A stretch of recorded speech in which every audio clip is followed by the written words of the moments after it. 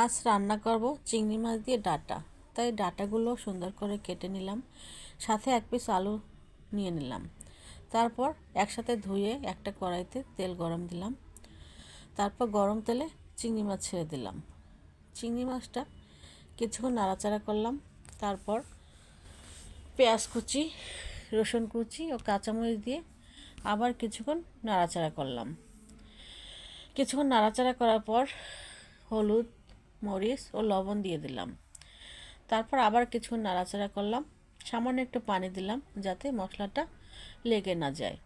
মশলাটা কিছুক্ষণ কষানোর পর সবজিগুলো দিয়ে দিলাম, ডাঁটাগুলো দিয়ে দিলাম, দিয়ে আবার কিছুক্ষণ নাড়াচাড়া করলাম।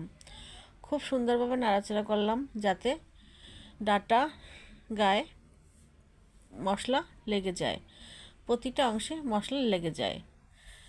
কিছুক্ষণ নাড়াচাড়া করার পর ঢাকনা দিয়ে ঢেকে দেব। তারপর আবার কিছুক্ষণ পর ঢাকনাটা উঠাবো, উঠিয়ে আবার কিছুক্ষণ নাড়াচাড়া করব।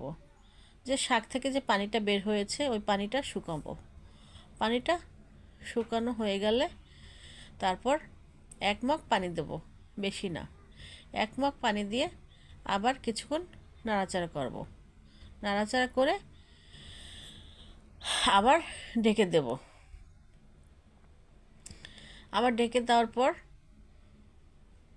ঢাকনাটা আবার উঠাবো, উঠিয়ে আবার কিছুক্ষণ নাড়াচাড়া করব। যখন তরকারিটা হয়ে আসবে, ঘন হয়ে আসবে, তখন নামিয়ে পরিবেশন করব।